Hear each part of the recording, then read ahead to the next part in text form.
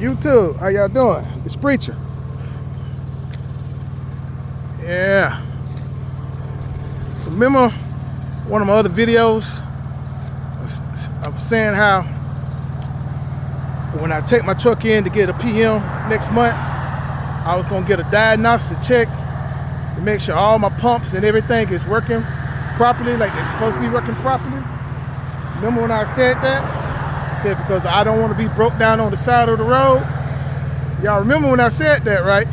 Well, some of y'all don't know. Y'all need to go back to my previous videos. And I said I get a diagnostic check because I want to make sure every pump is pumping like they're supposed to be pumping. Every injector is working properly and injecting like it's supposed to be doing, right? So I'm coming down the mountain, and then I'm over here. Let me walk on this side because it's traffic on that side. All right? About a 22-mile stretch, I get my little check engine light. I'm like, okay, what's up with this?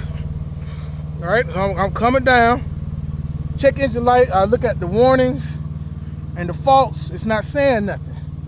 So then I look at my little scanner,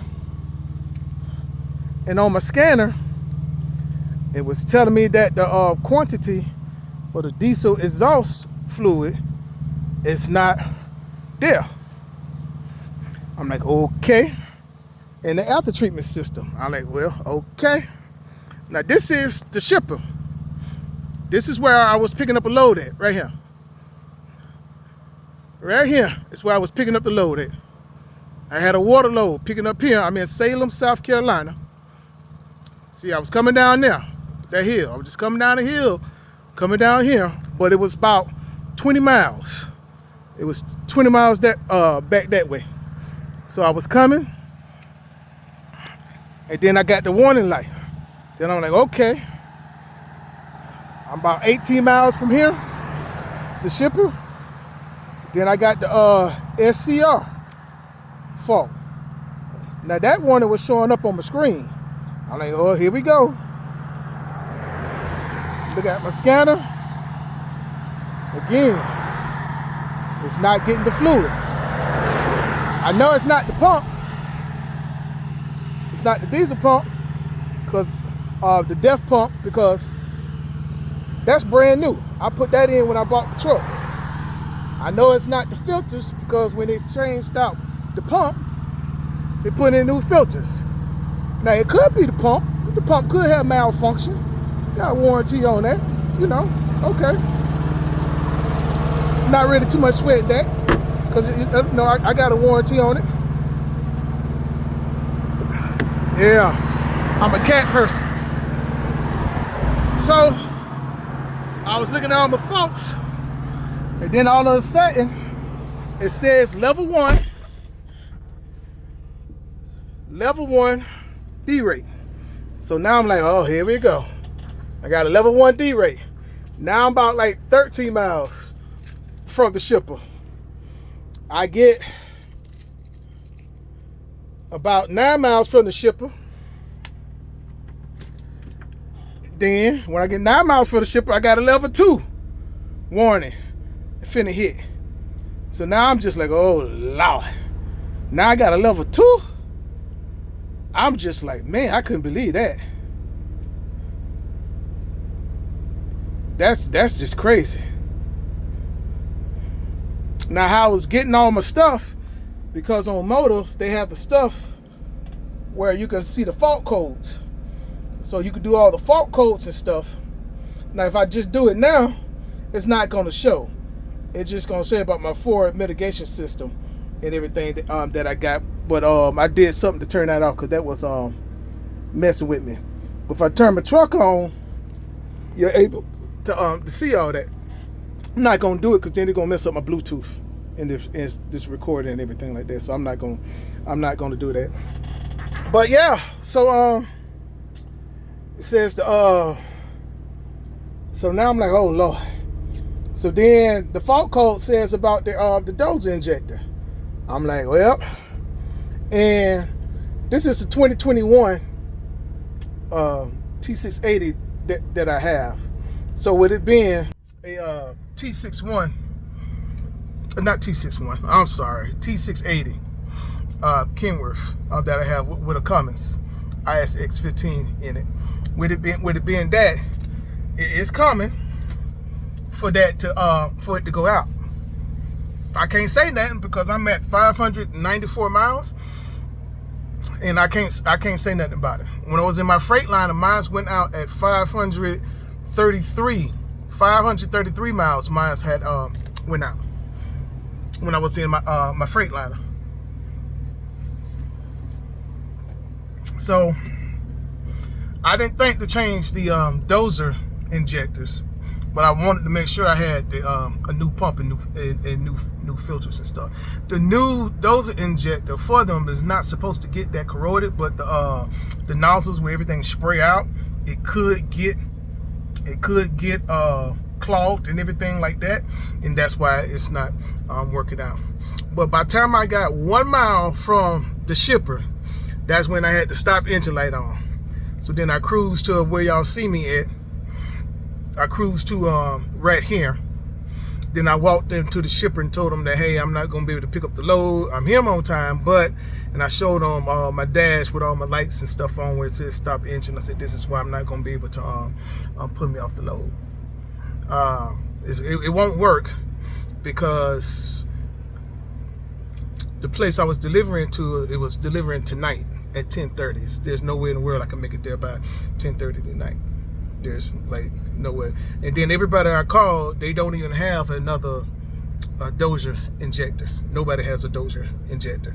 So what I'm gonna have to do is do a couple of force regens, about 2 force regens, and get it cleaned out real good, and hope it sprays some of that stuff out of it, and so that way I can get on to the shop and wait on that. Now I done seen that dozer injector go from anywhere from $666 to about $800, anywhere in between that. And then it's gonna be 2 hours of labor on top of that at like $185 an hour. So that's just say $400. So you're looking at about $1,200 repair for that dozer injector. Now the guy that I got coming out now, I'm paying them $947 for roadside service, and that's just for him to come out and do diagnostics, just to make sure that my diagnostics is correct. We're gonna find out exactly what's going on, and to do the 2 force regens on it to burn everything out, because I don't know how long it's been since I had my last regen. I don't know, because I don't run my truck at shippers, receivers, or when I shut down for my 10-hour break or even my 30-minute break. I don't. My truck is only running when it's moving. So I don't know when the last time it did it. You know, last time that I can remember that I saw, you know, when it heats up and the pipe and stuff is hot, just that little warning light. You know, last time I saw that was about 6-7 days ago. So it could have been happening sometime after that. It could have been a couple days now, and that's why you got the stop. It did the D-rate. And then I tried all the tricks, man. I tried disconnecting the sensor. I tried for the SDR. I tried to disconnect all that, and still nothing. I mean, I tried all the little stuff. Tried to unplug it so that the my DEF system don't even work. You know, I tried to do it, just do that, and that didn't work. That still didn't work. Once that stop engine light come on and that final D-rate hit, that was it, man. That was it. Now when the mechanic get out here and we start talking about it, I'm gonna ask him, hey, so if I go ahead and unplug it now, you know, so I don't have to worry about that, you know, but it still do the same thing pretty much. It's still gonna do the same thing. But if the DEF system come out, I don't have to worry about the DEF fluid going through it and cycling through it and stuff like that. So yeah, but see, this is why I say you know, when I get my PM done, to go ahead and have them do a diagnostic check, so we can check all my pumps. You know, make sure that my water pump is pumping correctly, my fuel pump, that all the pressure, the oil pump. You know, make sure all my injectors is spraying out like they're supposed to be sprayed. To test every cylinder, make sure I got enough crate pressure. You know, same thing. They're gonna check the regen to make sure it's regening and it's heating up properly, because it's supposed to heat up to over 1,000 degrees, like 1,040 something degrees. It's supposed to heat up to. Don't quote me on that, but I do know it's over 1,000. You know, I do know that it is over 1,000. That it's supposed to be doing that and stuff. So yeah, man. I hate to be broke down. I really do hate to be broke down, for sure. But this is why I don't like to be broke down on the side of the road. So I'd rather pay that $350, $400 for a diagnostic check to let me know that everything is working under the perimeters that it's supposed to be working. So I don't have breakdowns like this. And I'm out here in the middle of nowhere, in the mountains, man. In the mountains, ain't nothing. I didn't even see no hotels or nothing like that coming out. So I'm hoping the regen and everything is gonna get me right, so I can get to the house. You know, that's my main focus now. I'm just want to get to the house so I can take it to my mechanic and have my mechanic go ahead and do everything.